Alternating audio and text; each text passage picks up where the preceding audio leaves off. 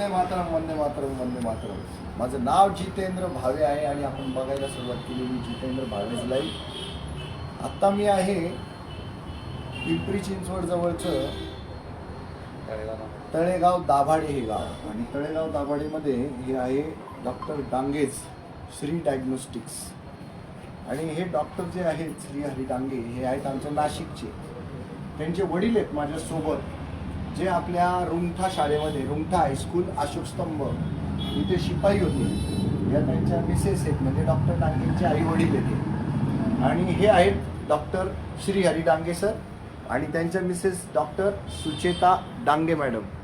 हातामध्ये ते एक फोटो घेऊन बसलेले आहेत आणि बाबांचे हात लटलट कापताय. तुमच्या लक्षात येईल 80च्या पुढे वय चाललेलं माणूस आहे, कीर्तनकार आहे आणि एका शिपायाचा मुलगा रेडिओलॉजिस्ट झालेला आहे, MBBS केलं आहे, 96% 10वी पास आहे. आणि एका शिपायाचा मुलगा जेव्हा डॉक्टर होतो त्यावेळेला समाजामध्ये खूप असं मोठा आनंदाचा एक वारा चालतो की एका साध्या माणसाचा मुलगा डॉक्टर झाला.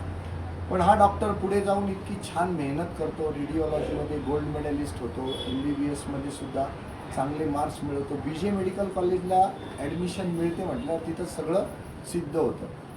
पण त्या परिस्थितीतून खूप सुंदर अशी प्रॅक्टिस सुरू असताना माणसाला प्रगतीची पावलं उचलायची असतात म्हणून 4-5 डॉक्टर एकत्र येतात, कॉर्पोरेट हॉस्पिटल टाकण्याचा प्रयत्न करतात आणि त्याच्यामध्ये नेमकी अनेक वेळा चूक होते. काय चूक होते त्याच्यातला जो प्रमुख डॉक्टर असतो तो आपल्या ॲसोसिएट डॉक्टर्सना वेगवेगळ्या माध्यमातून फसवण्याच्या अनेक तक्रारी झालेल्या आहेत. पण यांच्या हातामध्ये जो फोटो आहे यांच्याबद्दल त्यांची तक्रार आहे. हा बघा हा फोटो, हे आहे डॉक्टर नरेंद्र वैद्य.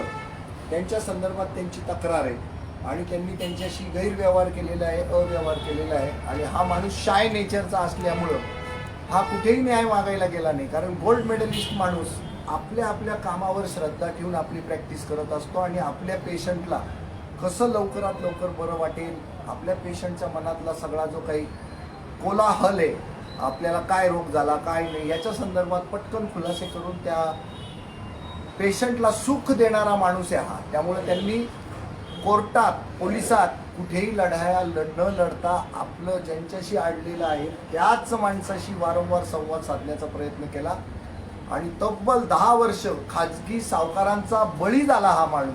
आणि त्याचा जो व्यवसाय आहे तो रन करत असताना घरदार सगळं विकावं लागलंय, सगळं बँकेने जप्त करून घेतलं. त्यांच्या रेडिओलॉजिस्ट म्हणून डायग्नोस्टिक सेंटरमध्ये असलेल्या सगळ्या कोटी रुपयाच्या मशीन सुद्धा बँकेनं घेऊन गेलेले आहेत आणि त्यांना अपाईच करून टाकलेले आहेत. त्यातही हा माणूस फिनिक्स पक्षासारखी भरारी घेऊन उभा राहिला. अनेकदा आत्महत्येचे त्यांच्या मनामध्ये विचारही आले.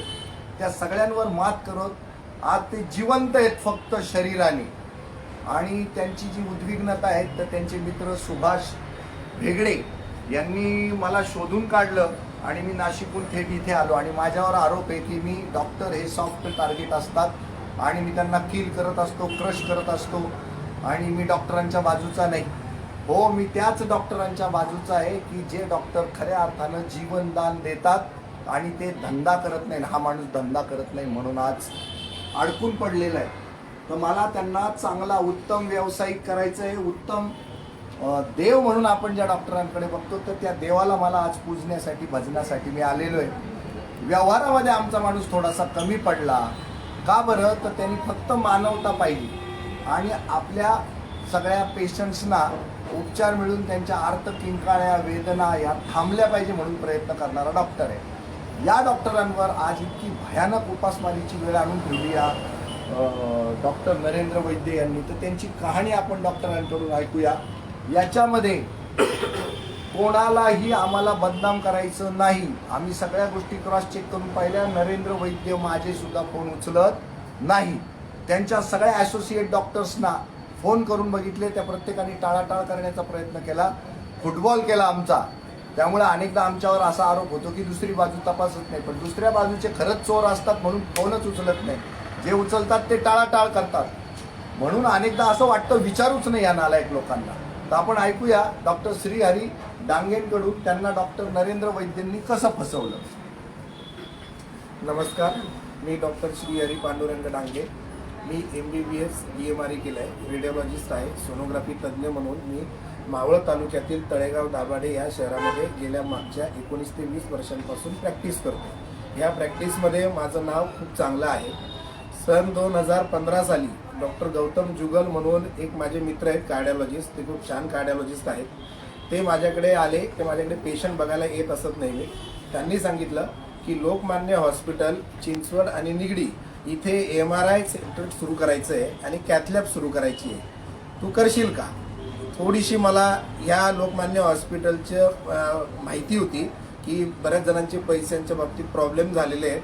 तिथल्या काही लोकांशी मी चर्चा केली, परंतु तिथे अशोक सेन म्हणून CEO होते आणि गौतम जुगल यांनी मला सांगितलं की इथून पुढे होणार नाही. वैद्य सर म्हटले की इथून पुढे आधीच्या काही गोष्टी घडल्या असतील त्या घडल्या, तुमचं मात्र रेग्युलर पेमेंट देण्यात येईल. म्हणून मी निगडी येथे MRI मशीन तिथे मी इन्स्टॉल केलं आणि कॅथलॅब पण सुरू केली. 2015 साली मी मशीन इन्स्टॉल केले. त्यानंतर काम सुरू झालं. 1 वर्षभर मशीन लावल्यानंतर छान आमची प्रॅक्टिस सुरू होती. आमचं ॲग्रीमेंट झाले होते. ॲग्रीमेंटनुसार लोकमान्य हॉस्पिटलमधून 250 MRI ते दर महिन्याला मला देणार आणि 300 CT स्कॅन करणार. पण MRIची मशीनच मी फक्त लावली होती.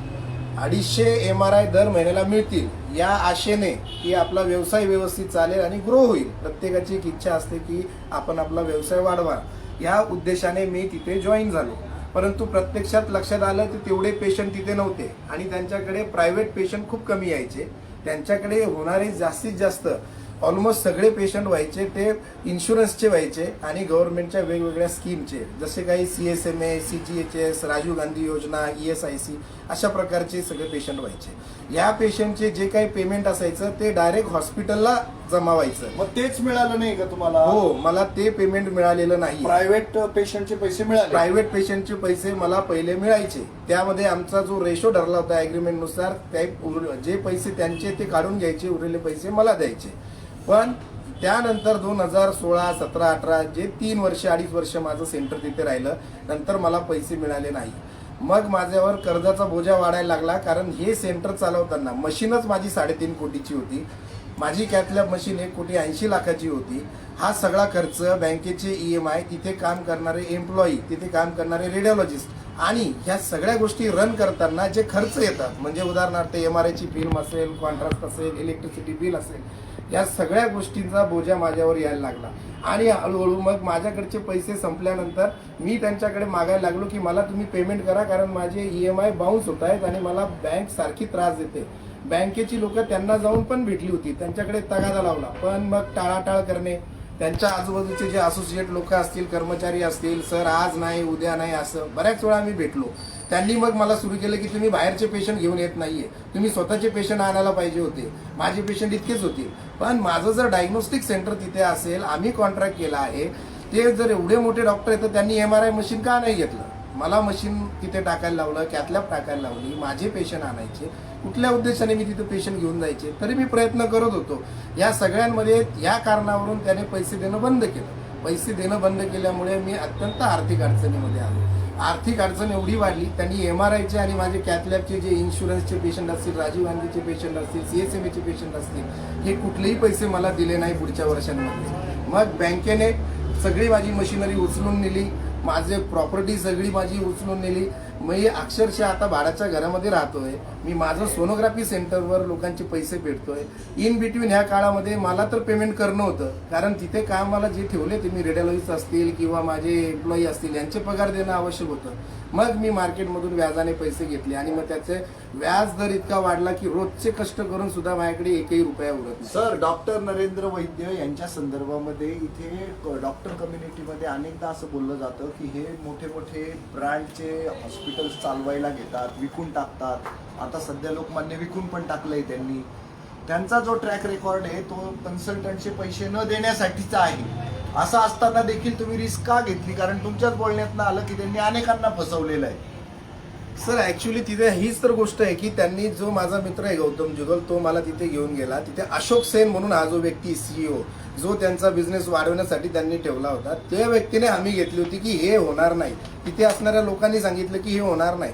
वैद्य सरांना जेव्हा आम्ही भेटलो त्यावेळी पण ते म्हटले की ना तुमचे पेशंट तुम्हाला मिळतील, काळजी करू नका, तुम्हाला नुकसान होणार नाही. शेवटी माणूस कसा असतो आणि स्वभाव सर थोडासा माझा बोळसट असल्यामुळे मी ना व्यावहारिकपणा कमी बघून जरा इमोशनल या गोष्टीने गेलो आणि माझं नुकसान झालं सर, खूप नुकसान झालं. गेल्या 10 ते 12 संदर्भात वर्ष तुम्ही पोलीस स्टेशनला किंवा कोर्टामध्ये काही केसेस दाखल केल्या का त्यांच्या विरुद्ध या डॉक्टर नरेंद्र वैद्य किंवा तुमची मेडिकल असोसिएशन जी असते या पिंपरी चिंचवडची त्यांच्याकडे काही तक्रार केली का, असं काही केलंय का? नाही सर, खूप वेळा त्यांना मी अप्रोच करायचा प्रयत्न केला. खूप लोकांच्या माध्यमातून तिथे डॉक्टर श्रीकृष्ण जोशी म्हणून आहेत, ते माझे मित्र आहेत. ते तिथे गेल्यानंतर मी त्यांना सांगायचो की सरांना मला भेटायचं आहे मला. ते म्हणायचे. नंतर त्यांनी एक नवीन सुरू केलं की मी याचे पैसे सगळे देऊन टाकलेले आहेत. पिंपरी चिंचवडचे अध्यक्ष होते का श्रीकृष्ण? नाही नाही नाही सर, नाही सर. मी ती माझी चूक झाली की मी IMA चे जे प्रेसिडेंट आहे तिथे मात्र मी अप्रोच झालो नाही. ते मी व्हायला पाहिजे होतं. परंतु सर काय एवढ्या याच्यामध्ये मला रोजचं काम करून मी अक्षरशः 14 ते 16 तास काम करतो. सकाळी 8, 8:30, 9ला घरातून निघाल्यानंतर रात्री 11 वाजता घरी पोहोचतो. आणि जर मी इकडे फिरत राहिलो, कारण मी असा प्रयत्न केला ना, मी पोलीस स्टेशनला अर्ज देऊन बघितला पण तिथूनही मला फार असा रिस्पॉन्स मिळाला नाही सर. आणि मग एक दिवस वाया घालवायचा, त्यानंतर इथे मला पैसे मिळणार नाही. पैसे मागणारे माझ्या दारामध्ये लाईन लावून उभे असतात सर. मग यांना पैसे कसे देणार आणि माझं मानसिक टॉर्चर होतं. त्यामुळे सर माझं कामावर लक्ष असतं. ह्या वेळ न मिळाल्यामुळे ना सर याच्या अभावी मी इतकं लेट झालो या सगळी गोष्ट करण्यासाठी. आता परिस्थिती काय आहे? तुम्ही डॉक्टर नरेंद्र वैद्यांशी संपर्क साधल्यानंतर ते फोन उचलत नाही असा माझा स्वतःचाही अनुभव आहे. तुम्ही कोणाच्या माध्यमातून वगैरे संपर्क साधून पैसे देण्यासाठी त्यांच्याकडे काही तगादा लावला का?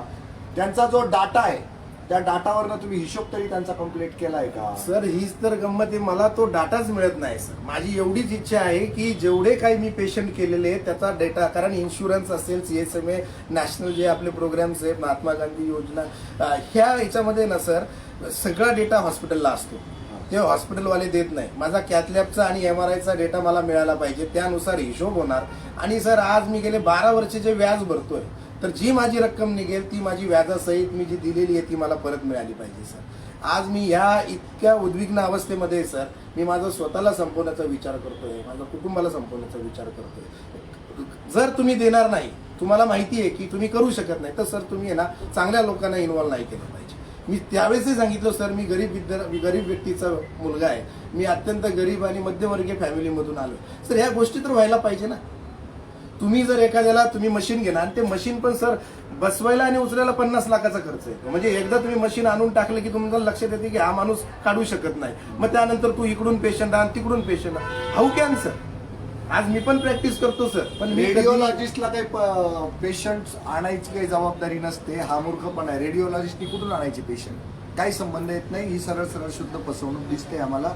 पण कोर्ट आणि तुमचं पोलीस स्टेशन करून सुद्धा तुम्हाला न्याय मिळाला नाही. तुम्ही निर्भय महाराष्ट्र पार्टीला काय अप्रोच केलाय? सर मी ऍक्च्युली तुम्हाला फॉलो करतो. तुम्ही जेवण सुद्धा करत नाही. मागच्या 3 दिवसापासून बघतोय सर मी, तुम्ही स्वतःचा काही विचार करत नाही. म्हणजे जसं आपले आदरणीय पंतप्रधान मोदी यांनी त्यांच्या कुटुंबावर तुळशीपत्र सोडलं त्या पद्धतीने सर तुम्ही तुमच्या सगळ्या कुटुंबावर, तुमच्या घराच्या जबाबदाऱ्यांवर तुळशीपत्र ठेवून फक्त अक्षरशः समाजासाठी आणि त्यांचे प्रॉब्लेम सॉल्व्ह करण्यासाठी तुम्ही बोलताय सर. हे माझ्या निदर्शनास आलं आणि मी हे बघत होतो सर. मी तुम्हाला खूप आधीपासून फॉलो करतो, पण मी सोशल मीडियावर जास्त ऍक्टिव्ह नसल्यामुळे मला अप्रोच होता आलं नाही. तुमची ही तळमळ मला कुणीतरी समजून घेणारा हवा होता सर. कारण मी ज्या लोकांना प्रयत्न केला त्याच्यामध्ये काही कमर्शियल आस्पेक्ट आले, काही देवाणघेवाण आली, किंवा सर कसं असतं काही मॅनेज होणारे लोक असतात. मी ह्या गोष्टी माझ्या लक्षात आला की कोण दुसऱ्यासाठी ना सर जीव काढून प्रयत्न करत नाही. पण निर्भय महाराष्ट्र पार्टीने किती टक्के घ्यायचे ठरवलेले तुमच्या येण्यामध्ये? सर मी माझ्या डोळ्यात पाणी येतंय. मी तुमच्यासारखा माणूस बघितला नाही सर. मी 3 दिवसामध्ये प्रत्येकाला सांगतोय, माझ्या पत्नीला तुम्ही विचारून घ्या की मी असं व्यक्तीच बघितला नाही. तुम्ही सर आल्या एक तर तुम्ही कधी येणार हे कोणाला माहीत नसतं. मी आमचे मित्र आहे माझे खूप आदरणीय सुभाष बेगडे साहेब, ते माझ्या पाठीशी उभे आहेत. त्यांनीच ह्या सगळ्या गोष्टीमधून मला सांगितलं की बाबा त्यांचे बंधू तुमच्या पार्टीसाठी काम करतात. त्यांनी शब्द टाकला की आमचे डॉक्टर मित्र खूप अडचणीत आहेत, त्यांना मदत करता येईल का. मग त्यांनी सर त्यांच्या घरी आम्ही गेलो होतो त्यांना भेटायला, तर अचानक तुम्ही तिथं आले. आल्यानंतर सर तुम्हाला काहीच माहित नाही, त्यांनी फक्त एक काहीतरी छोटीशी अशी धुंदलीशी कल्पना दिली असणार. तुम्ही त्यांना विचारलं की डॉक्टर साहेब हेच का, आणि त्यानंतर सर मी तुम्हाला माझं थोडंसं सांगितलं, त्यावर तुम्ही मला तात्काळ मदत करण्यासाठी तयार झाले. सर आज मी तुम्हाला खरंच सांगतो, माणूस इतका स्वार्थी झाला आहे की स्वतःचं सोडून दुसऱ्याकडे बघण्याची त्याला आहे ना अजिबात वेळ सुद्धा नाही किंवा त्या डोक्यात विचार येत नाही सर. आणि अशाच व्यक्तीची मला गरज होती ना सर, जो माझा आवाज लोकांपर्यंत पोहोचवेल. कदाचित सर या व्यक्तीचं असं आहे, आज मला पण माहिती आहे खूप कन्सल्टंटचे पैसे बुडवलेले आहेत सर. मला ही कल्पना आहे की यांच्या हॉस्पिटलमध्ये जे एम्प्लॉई होते ते संपावर जायचे, यांचे पगार व्हायचे नाही सर. 4 महिने 6 महिने तुमची 8 महिने. कन्सल्टंट कम्युनिटी या माणसाच्या विरोधात पोलीस स्टेशनमध्ये लगेच तत्काळ का जात नाही? कारण मला असं कळलेलं आहे, मी IMAच्या अनेक लोकांना भेटलो तुमच्या, ते पण सांगतात खूप कन्सल्टंट लोकांचे पैसे नाही दिलेले त्यांनी. मग तुम्ही लोक यांच्या विरोधात कोर्टात जात नाही, पोलिसात जात नाही, याचं कारण काय? आणि तुम्ही सुद्धा तेच केलंय. सर मी सांगू का, एक छोटं कुटुंब आहे डॉक्टर. आजही मला हे जे मी तुमच्याशी बोलतो हे फार नाईलाज असतो, शेवटची स्टेप आहे सर. हो ना, 10 वर्षानंतर तुम्ही करताय ही स्टेप डॉक्टरांनी 10 वर्षानंतर उचलली आहे. रोज गोड बोलूनच फार स्वतःला कापून ठेवलं या माणसानी खाजगी सगळ्या सावकारांच्या पुढे. ज्यांच्याकडनं पैसे घेतले त्याच्या दुप्पट पैसे लोकांना फेडून झाले, तरी हा माणूस पैसे फेडतोच आहे. तर मला आश्चर्य वाटतं, डॉक्टर कम्युनिटीमधल्या डॉक्टरच माणसांनी डॉक्टरलाच लुटल्यानंतर शोषिक समाजामध्ये शोषिक घटक मी खूप पाहिले, पण डॉक्टरांमध्ये शोषिक माणसं असतात हे मला वेगवेगळ्या IMAच्या प्रेसिडेंटना भेटल्यानंतर कळलेलं आहे पुण्यातल्या, की या माणसाने अनेक कन्सल्टंटला लुटून सुद्धा. IMAचे लोक म्हणतात आमच्याकडे तक्रारी तर कराव्या, जे लुटले गेले त्यांनी तक्रारीच केलेल्या नाहीये. तर तुमचं सुद्धा असं शोषिक असणं हे माझ्यासाठी खूप चिंतेची बाब आहे. तुम्ही खरं तर सेम डे त्या गोष्टींना विरोध करायला सुरुवात करायला हवी होती. तुम्ही गेले प्रॅक्टिसच्या भीतीनं, की प्रॅक्टिस चांगल्या वातावरणात झाली पाहिजे, भांडणं नको, कोर्ट नको, पोलीस नको, कारण सगळं कॉन्सन्ट्रेशन आपल्याला पेशंटवर करावं लागतं. याच मजबुरीचा फायदा तर नाही घेतला त्यांनी. सर मी अक्षरशः मला आहे ना वेळ काढायला, विचार करायला, इथून बाहेर जायला वेळच मिळत नाही सर. एक तुम्हाला मी स्वतःच्या अनुभवावरून सांगतो, ज्यावेळेस माणूस हा आहे ना आर्थिक अडचणीमध्ये असतो, कर्जामध्ये असतो, त्यावेळी तो विचार सुद्धा करू शकत नाही.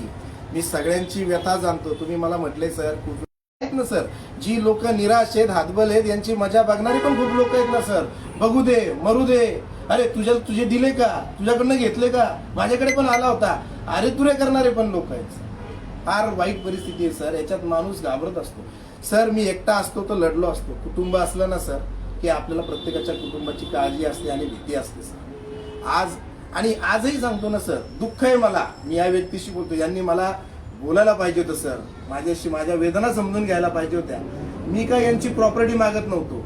मी डॉक्टर गौतम जुगल जे मला तिथे घेऊन गेले, मी त्यांचं काहीच मागत नव्हतो. माझी एवढीच इच्छा आहे, ते माझे मित्र आहेत, पार्टनर आहेत, तर लोकमान्यमध्ये किती रुपये राहिलेत त्याचा डेटा त्यांनी मला द्यावा. त्यांना तुम्ही काही हिशोब बघितला या संदर्भामध्ये? तुम्हाला काय काय माहिती आहे? तुमच्या नवऱ्यावर एवढं अपार ते आत्महत्या करण्यापर्यंतचा विचार करतायत. तुम्ही स्वतः पुढाकार घेऊन या वैद्यांना भेटण्याचा काही प्रयत्न केला? काय संदर्भ त्या माहिती तुम्हाला? नाही सर, माझं काही पर्सनल वगैरे कधी भेट नाही झाली त्यांच्याशी. जे काही कळलं म्हणजे सरांकडनं आणि फोनवर वगैरे जे काही त्यांचं बोलणं व्हायचं डिटेल. मग ते आत्महत्या करण्यापर्यंतची भाषा ज्या वेळेला बोलतात त्यावेळेला तुम्ही किमान पोलिसांमध्ये धाव घेतली का? या बाकीच्या त्यांच्या पार्टनर्सकडे गेलात का? काही केलंय का तुम्ही या संदर्भामध्ये? नाही सर, मला म्हणजे काही करताच नाही आलं. ते खूप डिप्रेस असायचे. आम्ही फक्त समजून सांगायचो की ही फेज निघून जाईल म्हणून, कारण आपण पण याच्यामध्ये गुंततच गेलो. म्हणजे घेणेदारी वाढली आणि मग देण्यामध्ये सगळं त्यांचं जात आहे. त्याच्यामुळे कसं आम्ही पण सफर होतच होतो घरी. त्याच्यामुळे आम्ही त्यांना थोडं सपोर्ट देऊन तेच समजून सांगितलं की याच्यातून निघत जाऊ हळूहळू. बाबा, शिपायाचा पोरगा डॉक्टर झाला आणि त्याची अशी परिस्थिती झाली, काय सांगाल तुम्ही? आता पोराला आपण मदत करायला आम्ही आलेलो आहे, तुम्हाला काय वाटतं या संदर्भात?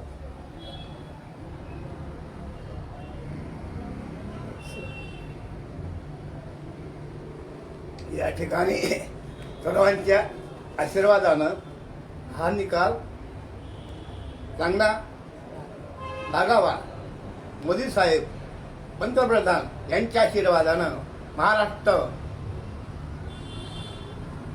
वंदे मातरम यांच्या आशीर्वादानं तुम्ही सर्व कामं सोडवून आमच्या घरी आले, याबद्दल सर्वांचे आभार. भारत माता की जय. बाबा शिपाई होते रुंगठा विद्यालयामध्ये आणि त्यांना या वयामध्ये आपल्या मुलाची अशी कोंडी झालेली पाहून त्यांना सुचत नाहीये काही. त्यांची आई पण अशीच बसलेली. जितेंद्र भावे, निर्भय महाराष्ट्र पार्टी फक्त आणि फक्त माणसं जगली पाहिजे या संकल्पनेवर काम करते. वाईटपणा घेते, भूमिका घेते, ठाम भूमिका घेते. प्रसंगी आम्हाला बदनामीला सामोरं जावं लागलं तरी आम्ही त्याची पर्वा करत नाही, पण आम्हाला माणसं महत्त्वाची आहेत. कारण दोघंही MBBS आहेत, दोघंही रेडिओलॉजिस्ट आहेत. आणि आज 2 डॉक्टर पैकी 1 डॉक्टर गमावणं या देशाला परवडणारं नाही. त्याचं कुटुंबाची तर वाताहत होणार, ते तर उद्ध्वस्त होणारच. पण त्यांच्या मिसेसनी काय करायचं? त्या सुद्धा MBBS रेडिओलॉजिस्ट आहेत. त्या एवढा व्यवसायाचा सगळा भार पेलू शकतील का? हा आम्हाला प्रश्न आहे. आणि एवढे होणार चांगली शिकलेली माणसं जर हा देश अशा परिस्थितीमध्ये गमावत असेल तर हे तथाकथित शिकलेले लोक, ज्यांना आता हे स्वतः सुद्धा MS ऑर्थो आहेत, तर MS ऑर्थो असलेल्या माणसाला विद्या मिळालेली आहे, त्या विद्येमधनं जे काही विचार मिळाले त्याला कृतीची जोड देत या कुटुंबाला त्यांनी न्याय दिला पाहिजे, ही आमची प्रामाणिक इच्छा आहे. आम्हाला कोणालाही बदनाम करायचं नाही. आता याच्यातनं ते बदनाम होणार नाही असं माझा काही दावा नाही, ते बदनाम होणारच. पण किमान जनाची नाही तर मनाची तरी त्यांनी ठेवून या कुटुंबाला वाचवणं गरजेचं आहे. आज डॉक्टर श्रीहरी डांगे हे BJ मेडिकल कॉलेजचे स्टुडंट आहे आणि त्यांच्या रेडिओलॉजीमध्ये ते गोल्ड मेडलिस्ट आहे. तर एवढ्या चांगल्या इंटेलेक्च्युअल कपॅसिटी असलेल्या माणसाचं अशी वाताहत होणं हे निर्भय महाराष्ट्र पार्टीला पावत नाही. व्यक्तिशः जितेंद्र भावे म्हणून मलाही पावत नाही. म्हणून यांच्यासारखे जीही दुःखी कष्टी जीव आहेत, ज्यांच्यावर अन्याय अत्याचार झालेला आहे, त्यांच्यासाठी आम्ही आवाज बनून उभे राहतो. आणि याच्यामध्ये त्यांच्या आर्थिक गोष्टींमध्ये तुम्ही काय एखाद्या मेलेल्या माणसाकडनं तुम्ही काय अपेक्षा करणार? तर त्याच्यामध्ये आम्हाला कधीच इंटरेस्ट नसतो. ती माणसं जगली पाहिजे. जर या देशातली माणसं अस्वस्थ असतील तर हा देश अस्वस्थ असेल. जर डॉक्टर अस्वस्थ नसताना असे सुदृढ असतील, चांगले असतील, तर ते चांगल्या पद्धतीचा उपचार आपल्या पेशंटांना देऊ शकतात. अन्यथा ते अस्वस्थ मनाने या सगळ्या गोष्टी करू शकत नाही. तर अशा अस्वस्थ असलेल्या सगळ्या व्यक्तींना मदत करण्यासाठी आम्ही प्रसिद्ध आहोत. आजही आम्ही डॉक्टर श्रीहरी डांगे सर आणि त्यांच्या कुटुंबाला मदत करण्यासाठी इथपर्यंत पोहोचलेलो आहोत. आमची विनंती आहे डॉक्टर नरेंद्र वैद्यांना, काल तुम्हाला आम्ही फोन केले, तुम्ही उचलले नाही, तर तुम्ही कृपया स्वतः पुढाकार घेऊन डॉक्टर डांगेंकडे या आणि त्यांचा जो काही व्यवहार असेल तो संपवा. त्यांचे जे पार्टनर्स आहेत त्या पार्टनर्सना माझी विनंती, तुम्ही तिघेजण एकत्र मिळून डॉक्टर वैद्यांना भेटून हा विषय संपवावा अशी आमची प्रामाणिक इच्छा आहे. वंदे मातरम and I love you all. इन्कलाब जिंदाबाद. सत्यमेव जयते, सत्यमेव जयते, सत्यमेव जयते. आम्ही या संदर्भामध्ये कोणत्याही बदनामीला कुठेही कधीही घाबरत नाही, घाबरणार नाही. मनामध्ये शुद्ध भावे. आयुष्याच्या सूर्यास्ताच्या वेळेला या 2 जीवांना सुख मिळालं पाहिजे. आणि इमर्जिंग डॉक्टर जे आहेत त्यांच्याकडे खूप कला आहे त्यांच्या व्यवसायातली, तर ती कला या देशातल्या नागरिकांच्या कामी आली पाहिजे या एकाच भावनेत आम्ही पेटून उठलेले आहोत आणि शेवटपर्यंत यांच्या सोबत राहू. वंदे मातरम.